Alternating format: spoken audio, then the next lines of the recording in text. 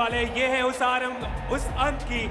और ये flight path की बात करें तो एक ईस्टर्न साइड से ये फ्लाइट पाथ हमें जाता हुआ देखने को मिल रहा है। वेस्टर्न साइड की टीम्स बहुत मुश्किलों में फंसने वाली है, लेकिन मुझे लगता है यहीं से तो असली कहानी की शुरुआत होगी। अभी यही तो शुरुआत हो रही है यहाँ पे Snapdragon pro series challenge finals day 1 game 1 की।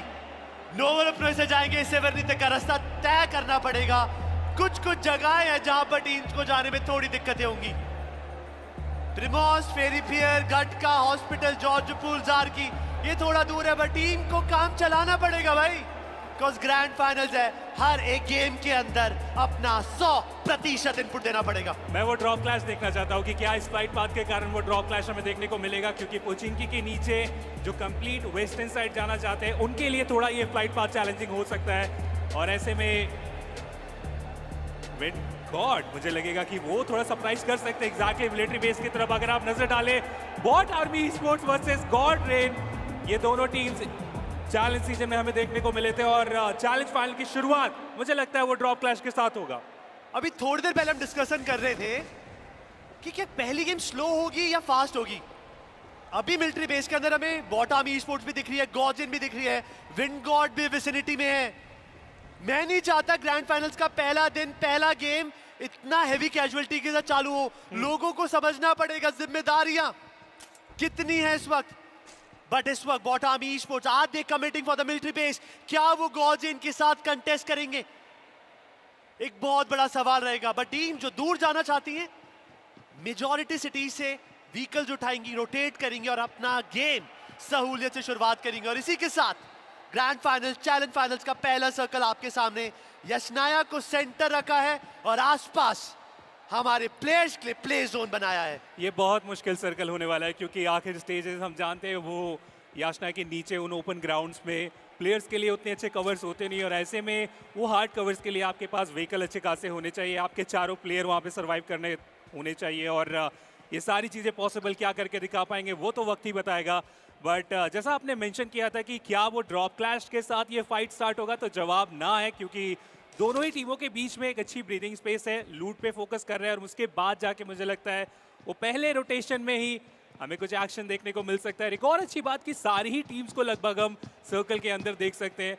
कुछ गिने चुने नामी है जो कि सर्कल के बाहर है, स्पेशली जो मिलिट्री बेस गए हैं। उसके अलावा कोई भी अर्ली रोटेशन इस पहले स्टेज में हम देखने वाले नहीं है। रावण, जितनी टीम सर्कल से बाहर है उनको आदत हो चुकी है, बिकॉज जो टीम मिलिट्री बेस चूज करती है, बैक ऑफ द माइंड उनको पता है कि उनको एज टू एज खेलना पड़ेगा, या तो सर्कल में आखिरी मोड पे आके एक डेस्परेट मूव करना पड़ेगा। And we all know that bot army sports हो, विंड गॉड हो, गॉर्जियन हो, इन लाइनअप्स को कम तंग सिचुएशंस के अंदर जीने की आदत हो गई है। बट ये जो सर्कल बना है, जैसा आपने बोला, things are not going to be easy, आसान नहीं होंगी, बिकॉज यशनाया के आसपास ओपन बांस है, ओपन एरिया है। अगर सर्कल वहां कटता है, देन अर्ली रोटेशन, अच्छा होल्ड आपको जिता सकता है। अगर ये सर्कल स्टैलबर चला गया तो भाई चैलेंज फाइनल्स का पहला गेम ही इतना कठिनाइयों भरा होगा, ये प्लेयर्स को भी पता है।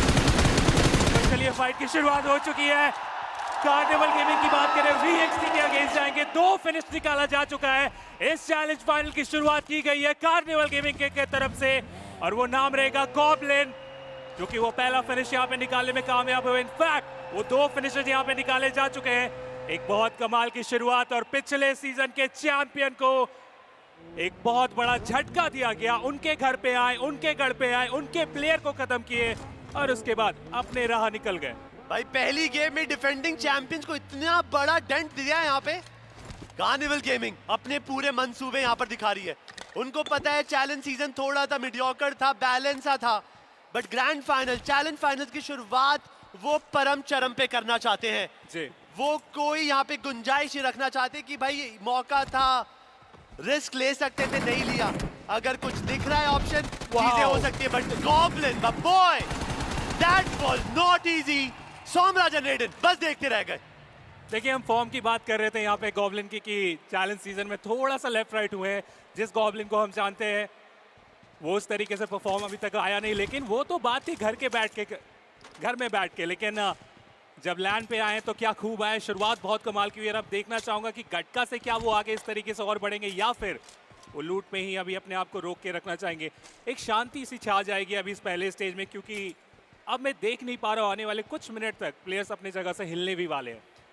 यही डिस्कशन था, यही रिजल्ट था। हम सबको लगा था कि भाई 18 गेम्स हैं, पहले दिन में 6 गेम्स होंगी, टीम्स थोड़ा डिफॉल्ट खेलना चाहेंगी, पहले वो कुशन बनाना चाहेंगी। अगर एक आधा स्ट्रॉन्ग गेम आ जाता है, हाँ। अगली गेम के अंदर थोड़ा सा गलती, थोड़ा सा एग्रेसिव खेलकर वो बाकी टीम्स का टारगेट भी कर सकती हैं, हाँ। या मे बी जो उनको खुलकर खेलना पसंद है वो ट्राई कर सकती है। But game 1 will be a turtle game. वो पहले के 3-4 स्टेजेस बहुत सहूलियत से तरीके से आराम से निकलेंगे, और एक बार जब जोन छोटा होगा, बढ़िया पोजीशन होगी, तब टीम अपनी गन फायर के दम पर कुछ फ्रैग्स निकालेगी। रोटेशन मुझे लगता है कि अब प्लान में के हिस्से में आ चुका है। सब प्लेयर्स एक एक करके मैं देख पा रहा हूँ कि सर्कल के सीधा सेंटर की तरफ रवाना हो रहे हैं। हीरो एक्सट्रीम गॉडलाइक के 2 प्लेयर्स 2 अलग अलग दिशा में जा चुके हैं। कुछ खिलाड़ी स्टारबर की तरफ हमें जाते हुए देखने को मिल रहे हैं। लिपोका के आसपास जोनाथन से थे, उनकी भी वहाँ पे रोटेशन चलिए स्टार्ट हो चुकी है। टीम आइकुसूल फिलहाल हमारे आंखों के सामने। सौम्य जिस तरीके से इंडिविजुअल में वो डोमिनेट किए थे, क्लच किए थे, मैं चाहता हूं कि वही परफॉर्मेंस इस चैलेंज फाइनल में भी वो करके दिखाए, क्योंकि इस प्लेयर के ऊपर भी बहुत ज़्यादा रिस्पॉन्सिबिलिटी रहने वाली है, क्योंकि आपने वो कारनामा हमें पहले भी करके दिखाया है। अब हमारे जो मास्टर हैं फिक्सिस, उन्होंने ये चीज भी बहुत मतलब काफी इंपॉर्टेंट से बताई थी हमें कि सौम्य का पहला लैन इवेंट है ये, जिसके अंदर ऑडियंस इनेबल्ड है। ऑडियंस की जब निगाहें होती हैं प्लेयर्स पे, देन अच्छे अच्छे प्लेयर के पसीने छूट जाते हैं। जी सौम्य की आज अग्नि परीक्षा है। अगर आज इस महफिल में इन अवाम के सामने अगर सौम्य ने परफॉर्म कर दिया फॉर टीम आइकुसोल, हाँ। वो अपना नाम इतिहास में लिख देंगे। बिकॉज 2025 की शुरुआत काफी जोरों शोरों से हो सकती है।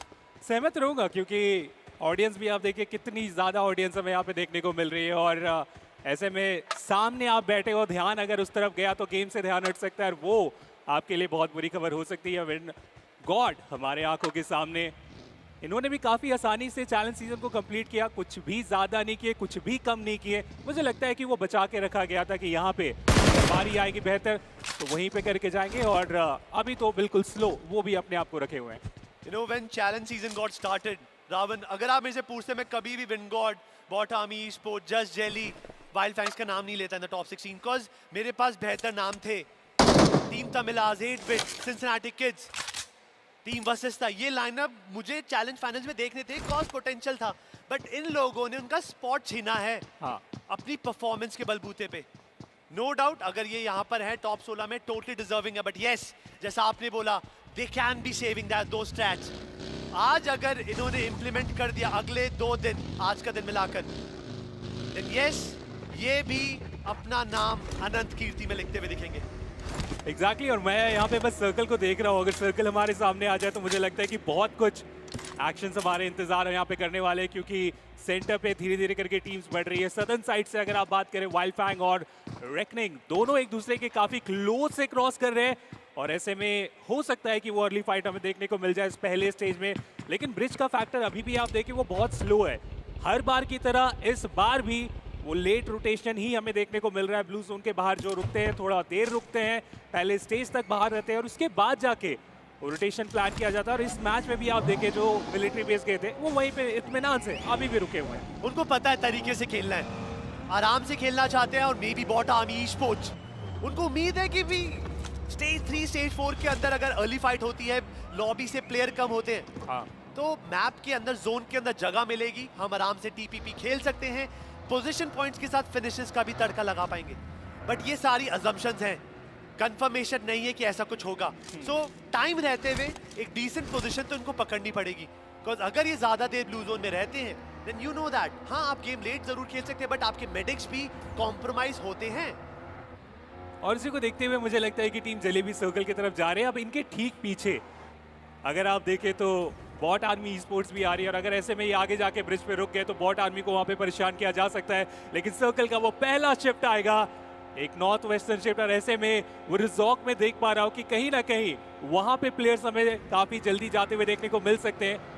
एक्शन बहुत ज्यादा वहां पे इंतजार करने वाला है, क्योंकि ईस्टर्न साइड आप देखिए काफी सारी टीम्स एक साथ आ रहे हैं, और ऐसे में वेस्टर्न साइड से जो आएंगे उनके लिए ये सर्कल बहुत आसान सा लग रहा है। सब टीम्स को यही लग रहा होगा कि जो स्कूल और यशनाया का बीच का पार्ट है, वहां पे मेजॉरिटी फाइनल सर्कल कर सकता है। वहां पे जितने भी कंपाउंड्स हैं, अच्छे खासे कंपाउंड्स हैं, ओपन एरियाज भी हैं, रिवर भी आता है, आपका ब्रिज भी आता है, रिजेस कंट्रोल है, टीम वहां पे खेल सकती है। बट अगर कोई टेढ़ा मेढ़ा हार्ड शिफ्ट आ गया, टीम्स की पूरी डायनामिक चेंज हो जाएगी गेम के अंदर। चीजें बुरी भी हो सकती हैं। प्रोज एंड कॉन्स की लिस्ट बनानी पड़ेगी अभी कि भाई स्टेज 3 के अंदर अगर ऐसा हार्ड शिफ्ट होता है तो ऐसा पॉइंट पकड़ते हैं जिससे कि गेम आसान हो जाए। और आप किसी भी टीम का नाम देखो, जितनी भी लिस्ट दिख रहे हैं, हर एक टीम के अंदर धुरंधर भरे हुए हैं।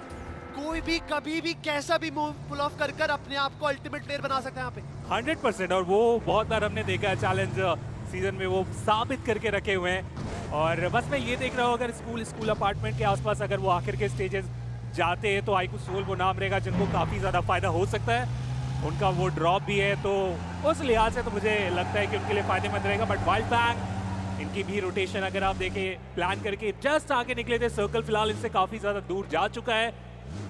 और सेंसे क्या स्प्लिट स्ट्रैटेजी यहाँ पे करने वाले, बट रोटेशनल क्लैश होने के यहाँ पे पूरे चांसेस दिख रहे हैं। Reckoning versus hero extreme Godlike एक दूसरे के काफी क्लोज। क्या यहाँ पे वो फाइट करना ही एक आखिरी रास्ता रहने वाले से तो किया गया, कनेक्शन भी हुआ लेकिन इतना नहीं कि वो नॉकआउट कर पाए। कनेक्शन काफी नहीं था, कुछ डैमेज जरूर दिया। इसी बहाने रेकनिंग को भी पता चल गया कि उस डायरेक्शन में दुश्मन मौजूद है, तरीके से खेलना पड़ेगा। और गॉडलाइक का जो मोमेंटम रहा है चैलेंज सीजन के अंदर, 202 यहाँ पे क्वालिफाइंग थे, 210 तो फिनिशेस थी गॉडलाइक की। अगर वही मोमेंटम चैलेंज फाइनल्स के अंदर उसका झलक भी दिख गया, ट्रॉफी कोई नहीं जीत सकता गॉडलाइक से। सहमत रहूंगा, लेकिन मंच अलग है, मौके अलग है, चैलेंज अलग है और उसमें साबित करने के लिए अगर आप देखें तो वो बात होगा। बट यहाँ पे ग्रेविटी, उन्हें नॉक किया गया, मैच से बाहर किया गया। हीरो एक्सट्रीम गॉडलाइक से बच के आगे बढ़ रहे थे, लेकिन एक दूसरी टीम के सामने जाके वो फाइट पे चले गए। 20 मौका था लेकिन इन्होंने भी उस मौके को गवाया। फीनिक्स से काफी अच्छा वहां पे काउंटर दिया, जैप पीछे से में आते हुए देखने को मिल रहे हैं। हीरो एक्सट्रीम गॉडलाइक वो इस फाइट को करना चाहते हैं और उनके पास वो मौका भी है, बट रेकनिंग, रेडेक्स, इन दोनों ही टीमों को काफी ज्यादा नुकसान हो सकता है, क्योंकि हीरो एक्सट्रीम गॉडलाइक के पास वो हाइट का एडवांटेज मैं देख पा रहा हूँ। वो आ रहे हैं, मैन एडवांटेज का फायदा उठा रखा है, हाइट एडवांटेज है, स्पॉटिंग इन्फॉर्मेशन है। एक बढ़िया फाइट के लिए जितने रोल्स यहाँ पे चाहिए, क्राइटेरिया चाहिए, सब कुछ यहाँ पे गॉडलाइक के पास है। अब ये नेट किया, यहाँ पे स्मोक डालकर पहले विजन कॉम्प्रोमाइज करना चाहते हैं, वो क्रेट से लूट करना भी पसंद करेंगे।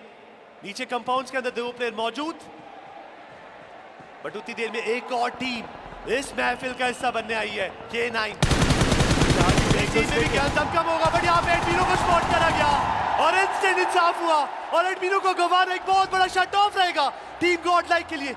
देखिए स्लग आए तो ये तो हो ही सकता है, ये प्लेयर भी जिस तरीके से वो इंडिविजुअल परफॉर्मेंस है इनका, उन्होंने मौका देखा और कितनी सफाई से उन्होंने नॉक किया, फिनिश किया और अपने रोटेशन पे वापस से वो चले गए कि इस फाइट में ज्यादा इन्वॉल्व नहीं होते। जो हमें एक फ्रैग निकालना था स्टेज के अकॉर्डिंग हमने निकाला और अपने अपने रास्ते निकल गए। और इसका फायदा आप देखिए, रेडिक्स की भी रोटेशन स्टार्ट होगी दूसरी और रेकनिंग भी निकल गए। हीरो एक्सट्रीम गॉडलाइक के 3 प्लेयर भी अलग रास्ते चले गए, K9 भी सिवर्णी के नीचे चलेगी।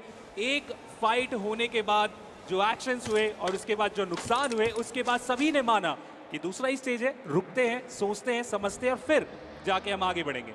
मुझे ऐसा लगता है कि एडमिनो का वहां पे थोड़ा सा ओवर कमिटमेंट था। उनके पास इंफॉर्मेशन 2 प्लेयर्स की थी, या तो इंफॉर्मेशन ना होने के बाद पुश करना एक थोड़ा गैम्बल था। और मे बी एडमिनो हमेशा से ऐसे ही खेलते हुए आए हैं, बट उनको ध्यान देना पड़ेगा कि चैलेंज फाइनल चल रहा है, यहाँ पे लोग फूक के अपने कदम रखेंगे। ऐसे जो हाई रिस्क हाई रिवॉर्ड वाले गेम प्ले हर बार पुल ऑफ करना असंभव रहेगा। अब देखिए ना, चैलेंज फाइनल्स का पहला गेम है, अपना स्टार प्लेयर खोना एक बहुत खराब खबर रह सकती है गॉडलाइक के लिए। देखिए एक चीज बताएं, यहाँ पे hero extreme Godlike table topper, वो अपने एक खिलाड़ी को गवा चुके हैं, VXC, वो भी टॉप 5 में हमें देखने को मिल रहे थे। वो भी अपने 2 प्लेयर से यहाँ पे गवा चुके हैं। रेकनिंग को भी हमने डोमिनेट करते हुए देखा था, उनके पास भी ओवरऑल काफी अच्छे पॉइंट्स है, उन्होंने भी अपने 2 प्लेयर्स गवा दिए। तो जो अभी तक बेहतर कर रहे थे उनके लिए ये पहला मैच उतना बेहतर हुआ नहीं है। ये इशारे हैं उन टीम्स के लिए कि चलिए उन्हें जितना काम करना था उन्होंने कर लिया, अब हमारी बारी है। नजर लग गई हमारी पूरे टाइम पिछले, बिकॉज कब खत्म हुआ था हमारा ऑनलाइन सीजन? आई थिंक 20-21 तारीख को हुआ था, 10 दिन का गैप था। इस 10 दिनों में हमने बस टीम वर्सेटाइल की बात करें, रेकनिंग की हो, गॉडलाइक, इनकी ही तारीफ के गुणगान करे हैं। बट कोई नहीं, 18 गेम है अभी भी, इसके बाद टाइम बचेगा। Lucifer with a nice play, slug को किया नॉक। बॉटम स्पोर्ट एक ऐसी टीम ओपन क्वालिफायर से आए थे, चैलेंज सीजन के अंदर धूम मचाई थी और अपनी जगह पक्की करी चैलेंज फाइनल्स के अंदर। और till date they are hell confident with the game play, और कुछ अगले सेकंड्स के अंदर हमें एक नया जोन भी मिल जाएगा। टीम्स कैसी करवट लेंगी और एक हार्ड शिफ्ट तो नहीं बोलूंगा बट एक मुश्किल शिफ्ट जरूर रहेगा। जितनी भी टीम सदर्न पार्ट पे है रोटेशन करते हुए उनको मशक्कत करनी पड़ेगी। और जितनी टीम ऑलरेडी सेंटर पे आइकुशोल they holding a nice position. Ronny काफी इनिशियल रोटेट कर सेंटर होल्ड करना चाहते हैं। स्लग को रिवाइव मिल चुका है, K9 they are back in action but god like they playing slow. वो स्टालबर की तरफ से नॉर्थ ईस्ट की तरफ से वो जोन की तरफ एंट्री लेंगे और सबसे पहले मुलाकात किससे होगी? अपने पुराने मित्र रेकनिंग के साथ। चलिए वो तो एक सवाल आपने रख दिया, क्या वो एक दूसरे के सामने आएंगे वो हम देखेंगे, लेकिन ये सर्कल क्यों डिफिकल्ट है?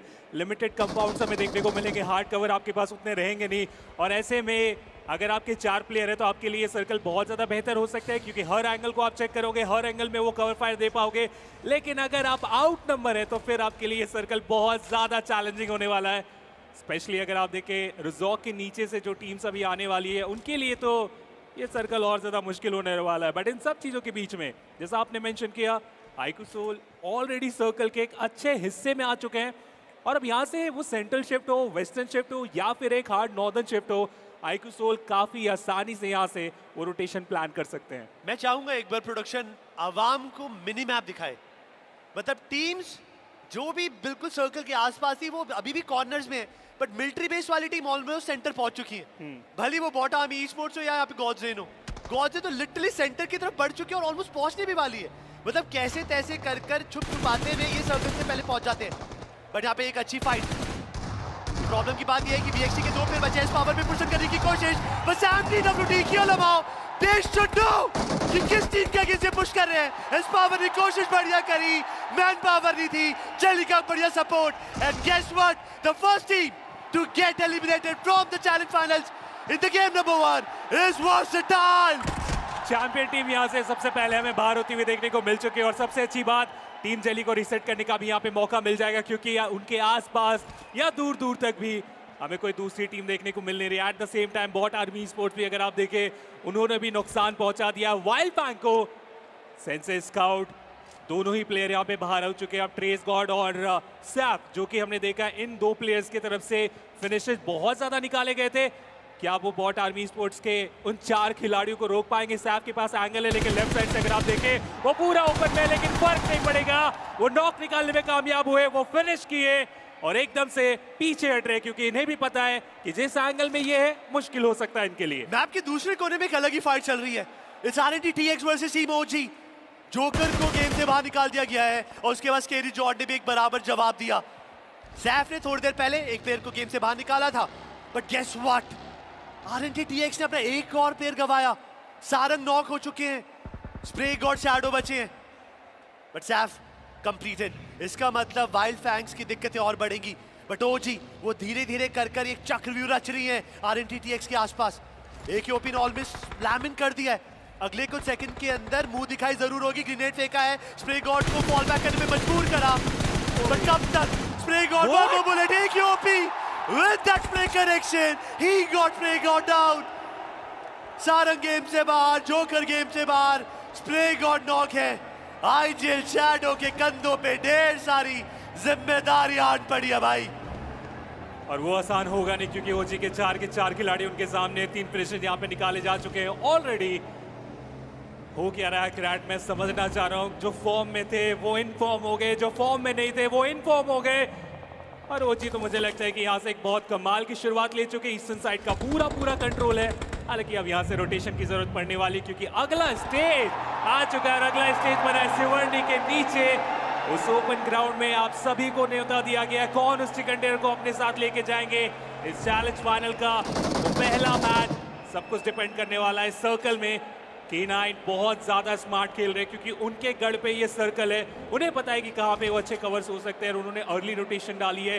वेस्टर्न साइड का पूरा कंट्रोल बना चुके हैं, नॉर्दर्न साइड में हीरो एक्सट्रीम गॉड लाइक, लेकिन ट्रेस गॉड अभी भी मुश्किलें खत्म होने के नाम ले रही नहीं है क्योंकि चौथा स्टेज आ चुका है। ग्रेनेड जरूर से फेंके जा रहे हैं, सर्कल का भी डैमेज रहेगा। फर्स्ट एड उतने ज़्यादा इनके पास है नहीं और सामने चैलेंज बहुत ज़्यादा S2LK के साथ, क्या ये पॉसिबल करके दिखा पाएंगे? दूसरी तरफ निंजा को भी यहाँ पे टेक डाउन किया जा चुका है। ट्रेस अभी भी कोशिश, एक अच्छा ग्रेनेड ये चाह रहे हैं लेकिन वो ग्रेनेड कनेक्ट होने का नाम नहीं ले रहा बट सामने से वो ग्रेनेड आता हुआ हमें देखने को मिला। Bot army esports 4 finisher निकाल चुके हैं लेकिन अपने भी वो 2 खिलाड़ियों को गवाएंगे।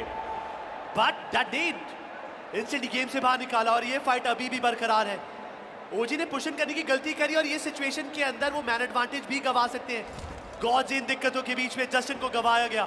शैडो अकेले बचे, Desto Delta knock and ninja George अकेले बचे। फर्स्ट एड लगाना जरूर चाहिए बट डेल्टा का ग्रेनेड खुद पे ही। व्हाट? बड़े बड़े नाम, बहुत छोटे दर्शन दे रहे हैं रावत। एग्जैक्टली, और जैप भी अगर आप देखें तो वहां पे नॉक होते हुए देखने को मिले, डेस्ट्रो को भी खत्म कर दिया गया। गॉड्स यहाँ पे हमें रुकते हुए देखने को मिले, बहुत अर्ली एग्जिट उन्हें यहाँ पे फेस करना पड़ सकता है इस मैच में। और ऐसे में मैं देखना चाहूंगा कि क्या प्लान उनके होने वाले आने वाले मैचेस के लिए। बट जैसा हमने देखा था फिनिश फीड में जैप को डाउन किया गया है और वो ऐसे जगह पे है जहाँ पे रिवाइवल की कोई भी पॉसिबिलिटी है नहीं।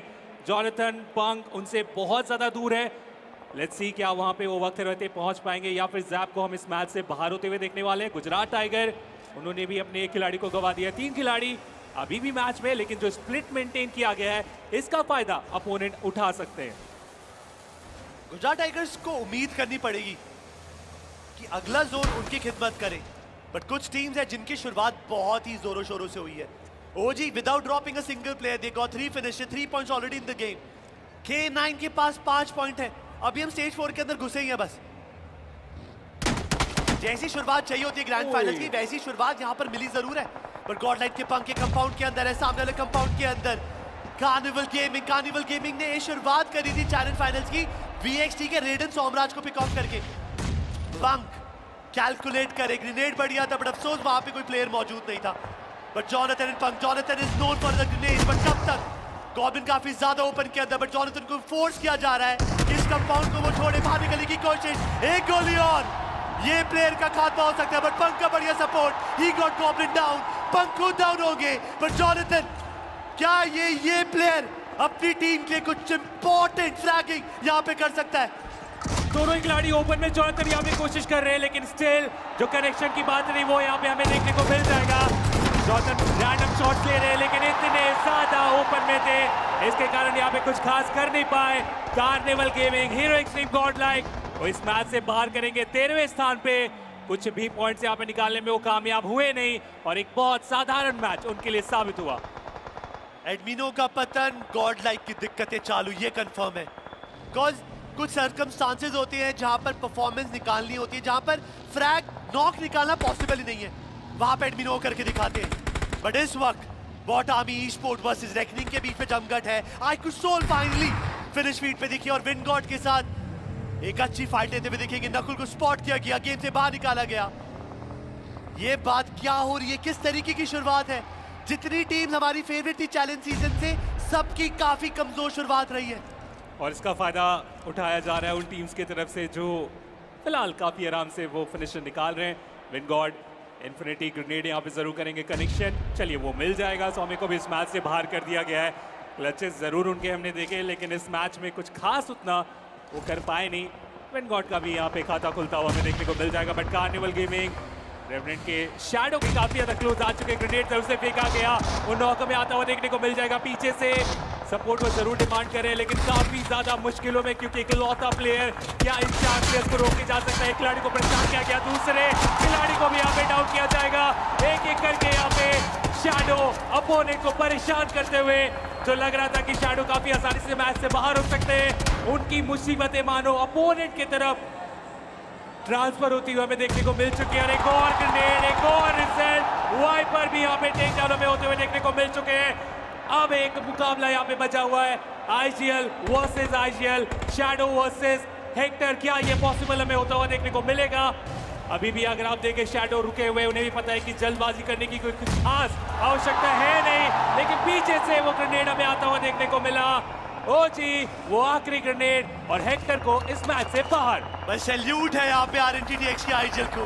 इस प्लेयर ने अकेले दम पर जो फ्लैग निकाले, कार्निवल गेमिंग का गेम खराब करा। ये प्लेयर का पेट्रोल खत्म ही नहीं हो रहा, हर टीम बदलती जा रही है, ये प्लेयर की परफॉर्मेंस बढ़ती जा रही है। इससे पहले थोड़ी देर पहले कार्निवल को गेम से बाहर निकाला, OG को भी दिक्कतें में लाए और आखिरी में दम तोड़ा तो किसी IGL की मोलोटॉप से। It was Aru himself. But RNTDX was all about shadow in this game. 5 finishes, 5 points लेकर गया वो। एग्जैक्टली, काफी कमाल का वो मोमेंट हमें देखने को मिला, लेकिन इस तरफ अगर आप देखें आईक्यूसोल, उनका भी हमें खात्मा होता हुआ देखने को मिल चुका है। मेडल स्पोर्ट्स काफी कमाल के वो ग्रेनेड है और स्पेशली लेजेंड को तो अगर आप देखें अकेले के वो 3 फिनिशेस निकाले जा चुके हैं, टोटल 4 फिनिशेस। टॉप 5 टीम हमारे आंखों के सामने, क्योंकि टीम जेली का भी हमें खात्मा होता हुआ देखने को मिल चुका है। इस मुकाबले से वो पहला चिकन डिनर एक सवाल सा बन चुका है कि कौन लेके जाने वाले हैं। मेडल स्पोर्ट्स जो कि 16वें स्थान वाली टीम क्वालिफाई करके यहाँ पे आई थी, अभी अगर आप देखें वो टॉप 5 में हमें आते हुए देखने को मिल रहे हैं। गुजरात टाइगर भी इस मैच में हमें सर्वाइव करते हुए देखने को मिल रहे हैं, लेकिन इन सब चीजों के बीच में K9 उनके पास वो मैन एडवांटेज है, उसका वो पूरा फायदा उठाएंगे इस मैच में। ब्रदर विपुल भाई, अगर गुजरात टाइगर जीत गई, मैंने आपका नाम गुदवा लेना अपने शरीर पे, बिकॉज आपका जो प्रिडिक्शन गेम है, मतलब how you do it dude. But still अभी भी कुछ टीम्स हैं जो उनसे उनका चिकन डिनर छीन सकती हैं। मेडल के पास 3 प्लेयर हैं, विंडगॉड के पास एंड बकायदा K9 with man advantage. But zone की खिदमत तो गुजरात टाइगर्स पे है। अगर गुजरात टाइगर्स ने ये कैश आउट कर ली सिचुएशन, एक खूबसूरत बढ़िया शुरुआत होगी चैलेंज फाइनल्स की। अभी उनके पास एक फिनिशेस है, लॉबी में प्लेयर बहुत कम बचे हैं, बट फिर भी 15-20 पॉइंट भी आ जाते हैं तो कोई भाड़े नहीं है रावत भाई। आराम से। और इसकी शुरुआत आप देखें इस सर्कल की तरफ आने से हो चुकी है। जेरेफ कोशिश की उन्हें नॉक करने के, लेकिन वो कामयाब हो नहीं पाए। हालांकि उनकी पोजीशन यहाँ पे जरूर रिवील रहने वाली है। मेडल स्पोर्ट्स के भी प्लेयर के पास वो मोमेंटम में देख पा रहा हूँ, क्योंकि इनके पास अभी वो फिनिशेज आए, लास्ट स्टेजेस में ये फाइट लिए गए। और जब लास्ट स्टेजेस में आपके पास फिनिशेज आते हैं तो आप काफी ज्यादा बेहतर होते हैं। और इसका शुरुआत यहाँ पे हमें देखने को मिलेगा। गुजरात टाइगर गॉड्स को वहाँ पे डाउन किया जा चुका है। K9 के स्लग भी चले जाएंगे, उन्हें पता है कि काम बचा हुआ है जो अधूरा है उसे पूरा यहाँ पे करना पड़ेगा। एक और यहाँ पे नॉक निकाला जा चुका है। स्लग एक करके अपोनेंट को परेशान कर रहे हैं। आखिरकार अगर आप देखें तो वो एक लौता खिलाड़ी जेरेफ, जिनकी HP बहुत कमाल की है, लेकिन स्लग के ग्रेनेड से बचना बहुत ज्यादा मुश्किल होता जा रहा है वक्त के साथ। और गुजरात टाइगर एक करके अपने सारे प्लेयर्स गंवाते हुए। भाई K9 के प्लेयर्स इंडिविजुअल ब्रिलियंस में जो शाइन कर रहे हैं, इनकी चमकान से सब अंधे हो चुके हैं। स्लग के पास 4 फिनिशेस हैं, 20 के पास 3 हैं। ये दोनों ने जो हेवी लिफ्टिंग कर रखी है, it's incredible, it's so beautiful. The only big target is यहाँ पर जो थी उनको ही एलिमिनेट कर दिया, मेडल को दिक्कतें बढ़ा दिए। 3 से 1 अकेला player, but it's a 4v2v1। Medal से 1 प्लेयर है, विंडगॉड से 2 है। K9 चैलेंज फाइनल्स की शुरुआत में ही वो चिकन डिनर अपनी जेब में डालना चाहती है। ओमेगा देखिए आप, वो तो अलग खेल रहे हैं, उन्हें पता है कि उन्हें जितना काम करना था वो कर चुके हैं। अपने 3 खिलाड़ियों को सर्कल में ले जाके रख दिया गया और ओमेगा जाके इंफॉर्मेशन निकाल रहे हैं कि कौन कहाँ पे हो सकते हैं। वो व्हीकल से कुछ चलने की कोशिश की जा रही है, हालांकि वो कामयाब हुए नहीं, लेकिन इन्फॉर्मेशन मिल चुका है कि वेस्टर्न रीजन के आसपास कोई भी नहीं है। जो भी आएंगे वो सदर्न साइड से आ सकते हैं, लेकिन विंडगॉड के खिलाड़ी अभी भी वहाँ पे छुपे हुए थे, क्योंकि उन्हें उस मैच से बाहर किया जा चुका है। काफी कमाल के ग्रेनेड यहाँ पे फेंके जा रहे हैं। मेडल स्पोर्ट्स के प्रिंस इकलौते प्लेयर, क्या यहाँ से वो कुछ भी करके जाने वाले, कुछ एग्जिट फ्रैग या फिर एक चिकन डिनर यहाँ पे K9 के प्लेयर्स को बाहर करके, क्या वो पॉसिबिलिटी बनेगी? चांसेस बहुत कम है, लग तो नहीं रहा। स्पॉटिंग हुई, उनको पता था हाई रिच स्पॉट हो जाएंगे, और इसी के साथ चैलेंज फाइनल्स का पहला game and omega the boys K9 Esports got their delicious first chicken dinner।